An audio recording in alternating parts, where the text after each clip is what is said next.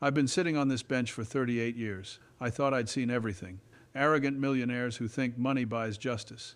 Parents defending their criminal children. But nothing prepared me for what happened when an 84-year-old homeless veteran named Thomas walked through my doors last Tuesday morning.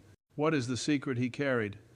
It didn't just shock the courtroom. It destroyed every assumption we had about dignity, sacrifice, and what really matters in life.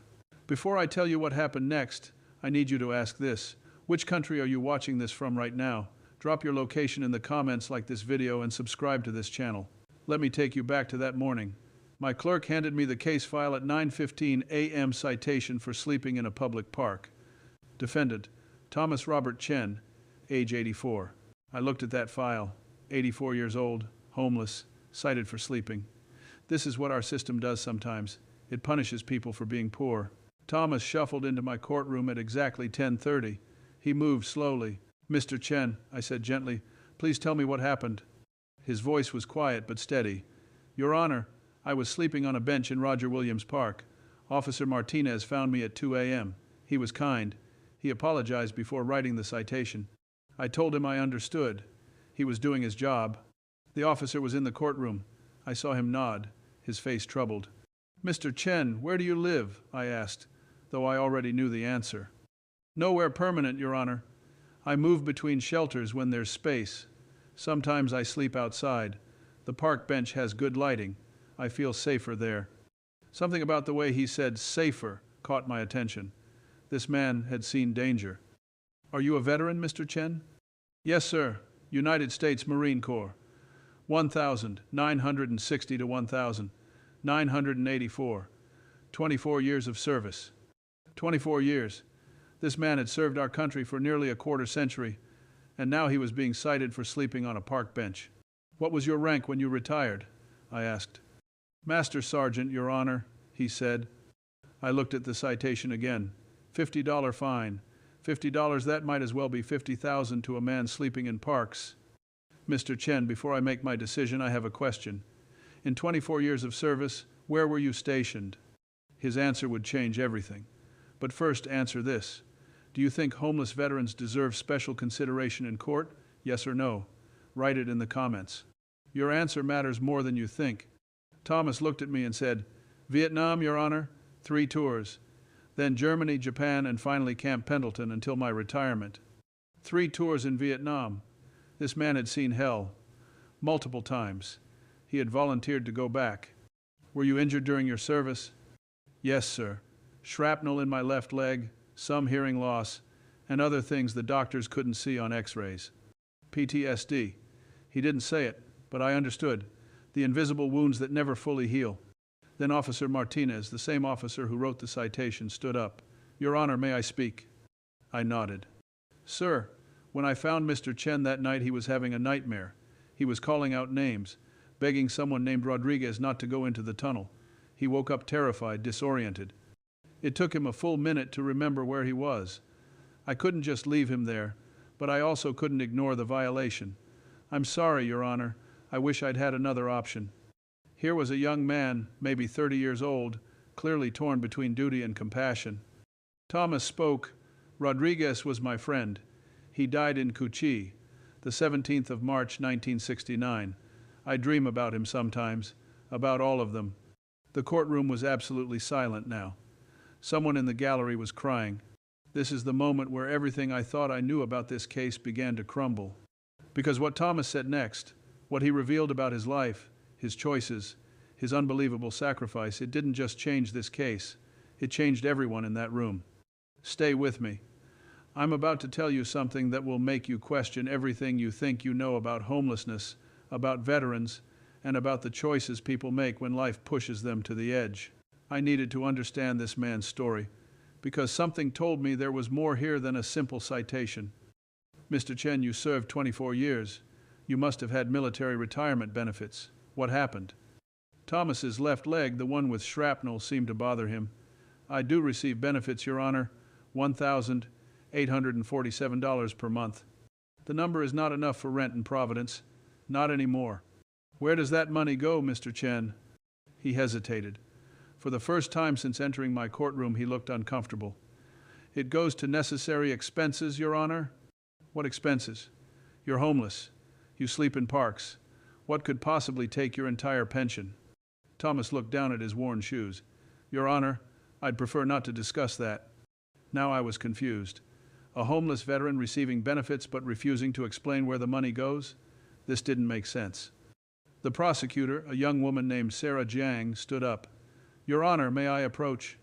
She handed me several documents, bank statements, all in Thomas Chen's name, and what I saw shocked me. Every month, like clockwork, his pension deposited, and every month, like clockwork, it went right back out, not to landlords, not to bills, to people. $400 to Maria Gonzalez in Texas, $300 to the family of James Rodriguez in California, $250 to Susan Williams in Florida, $200 to various veteran support organizations. The list went on, smaller amounts, $50 here, $75 there, all to different people, different families. Mr. Chen, who are these people? He answered, families of men who served with me, men who didn't come home. The courtroom went completely silent. You're giving your pension to Gold Star families? Yes, Your Honor, and some to veterans who are struggling, men I served with who need help more than I do. I looked at the statements again. This man was keeping maybe $200 for himself each month. $200. In Providence, that wouldn't even cover a weekly motel room. Mr. Chen, you're making yourself homeless to support other people? I'm not homeless by choice, Your Honor, but I'm homeless by priority. These families lost everything. Sons, husbands, fathers. I survived. They didn't. Someone needs to remember them. Someone needs to help their children get through college, help their widows pay medical bills. Officer Martinez was openly crying now. So was my clerk, a tough woman who'd worked with me for 15 years. People in the gallery were wiping their eyes. How long have you been doing this? Since 1985, Your Honor. The year after I retired, I started with Rodriguez's family. His wife was struggling with 3 young children. Then I found Williams's widow. Then Gonzalez's daughter. It grew from there. 40 years. This man had been voluntarily living in poverty for 40 years to honor his fallen brothers. Mr. Chen, you could have a home. You could have comfort. You're 84 years old. You've earned rest. Thomas finally looked up at me. Your Honor, I sleep fine on park benches. These families sleep better knowing someone remembers. Someone cares. That matters more than my comfort. I had to pause, compose myself, because what he said next would break everyone's heart and prove that real wealth has nothing to do with money. Your Honor, Rodriguez saved my life in that tunnel. He went in first. The explosion that killed him would have killed me. I owe him everything. I owe all of them everything. This is how I pay that debt. A woman in the back stood up, hand over her mouth. An older man in a veteran's cap saluted Thomas with tears streaming down his face. But I wasn't finished, because the document Sarah handed me revealed something else, something that would make this story even more unbelievable. We're getting close now to the moment that destroyed everyone, the secret that Thomas had been carrying for decades. Stay with me. Don't leave yet. Because what I'm about to reveal will change how you see sacrifice forever. I looked at the other documents Sarah had given me, medical records, pages and pages of them. Mr. Chen, these medical reports show you have severe arthritis, chronic pain from your combat injuries. The doctors recommended surgery 3 years ago. Why didn't you have it? Thomas's leg was clearly bothering him. Surgery costs money, Your Honor. Even with VA coverage, there are expenses. Recovery time, physical therapy. I chose to use that money differently. You chose pain over healing. I chose their needs over my comfort. Yes, sir. I couldn't believe what I was hearing. This man was living with constant physical pain because he prioritized other people's children over his own body. But there was more. Another document caught my eye. A letter from a real estate company dated 6 months ago. Mr. Chen, this letter says you were offered a rent-controlled apartment specifically for veterans, subsidized housing. You would only pay $300 per month. Why did you decline? The courtroom was wanted to hear this answer. Because, Your Honor, that $300 could help 2 more families. I know how to survive outside. These families don't know how to survive without support. Officer Martinez stood up again. Your Honor, I need to say something. Go ahead, officer. After I cited Mr. Chen that night, I couldn't stop thinking about him. I did some research. I found the families he supports. I called Maria Gonzalez in Texas. She told me Mr. Chen paid for her son's college tuition. Her husband died in Vietnam when she was 23 years old. She raised 3 children alone. She said Thomas Chen is the reason her son became a doctor. He's been sending her money for 37 years. People in the gallery were sobbing now, because this wasn't just a story anymore. This was something bigger than all of us. I looked at Thomas. Mr. Chen, do any of these families know you're homeless? No, sir. I don't tell them. They would stop accepting the money. They would worry. I write letters on nice paper. I tell them I'm doing well. I don't want them to feel guilty. You lie to them so they'll accept your help. I spare them worry, Your Honor. There's a difference. There was. And everyone in that courtroom understood it. Sarah spoke again. Your Honor, I contacted several of these families after reviewing the case. None of them knew. When I told Maria Gonzalez that Thomas was homeless, she broke down crying. She said she would fly here immediately. She said Thomas gave her everything, and she never knew he had nothing. Thomas looked distressed. Please don't tell them. Please. They'll stop accepting help. They need it more than I need comfort. But here's what nobody knew yet. What I was about to discover would make this entire story even more devastating, because Thomas Chen wasn't just supporting families of fallen soldiers. He was carrying a secret so heavy, so impossible, that when I revealed it, 3 people in my courtroom would faint. Not exaggerate, actually faint. The document at the bottom of the pile, the one I hadn't read yet, the one that explained everything. I picked it up. We're approaching the moment now, the revelation that will destroy you. Stay with me, because what this 84-year-old homeless veteran has been hiding will make you question everything you thought you knew about human goodness. The document was a letter, addressed to me but written months ago and placed in Thomas Chen's personal file at the VA hospital. I read it silently first. Then I had to read it again because I couldn't believe what I was seeing. I looked up at Thomas. Mr. Chen, when were you diagnosed? He knew exactly what I was asking. 2 years ago, Your Honor. And you didn't tell anyone? No, sir. The courtroom was confused. They didn't understand yet, but they were about to. I read the letter out loud. To whom it may concern. My name is Thomas Robert Chen. I am writing this because I may not be able to speak for myself soon. 2 years ago, I was diagnosed with stage 4 pancreatic cancer. The doctors gave me 6 months to live. That was 24 months ago. I have declined all treatment except pain management. I used the money that would have gone to chemotherapy to continue supporting the families of my fallen brothers. This is my choice. This is my final mission. I will continue until I cannot continue anymore. Please do not contact the families I support. Please let them remember me as someone who was doing well, not as someone who was dying. Signed, Master Sergeant Thomas Robert Chen, USMC, retired. Thomas Chen was dying, had been dying for 2 years, and he spent his final months giving away every penny to honor men who died 50 years ago. Officer Martinez collapsed into his chair, his face in his hands. My clerk was openly crying. A woman in the gallery actually fainted. 2 men rushed to help her. I couldn't speak for a full minute.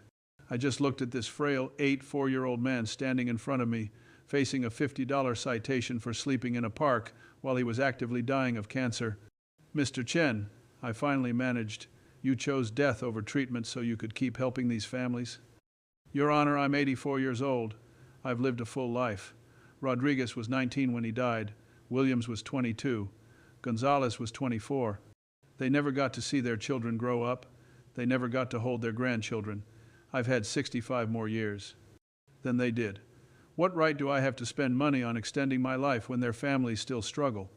The logic was devastating and completely backward, and somehow made perfect sense. You understand that chemotherapy might have given you more time, years, possibly? Yes, sir, but that time would have been for me. This way the money helps them. That's worth more than a few more years of pain. Sarah stood up. Your Honor, I move to dismiss all charges immediately. This citation is obscene given what we now know. But I wasn't ready to dismiss yet, because Thomas Chen needed to hear something. Everyone in this courtroom needed to hear something. Mr. Chen, come closer, please. He shuffled forward. I did something I rarely do. I stepped down from the bench. I walked around and stood in front of this man, this hero, this living embodiment of sacrifice that our generation has forgotten how to understand. Master Sergeant Chen, you stand here worried about a $50 fine. You sleep on park benches while dying of cancer. You give everything to families who don't even know you're suffering. And you think this is normal. You think this is just your duty. Thomas nodded. It is my duty, sir. No, I said firmly. Your duty ended in 1984 when you retired. What you've been doing for 40 years isn't duty. It's love. It's the purest form of love I've ever witnessed in this courtroom. I turned to address everyone present.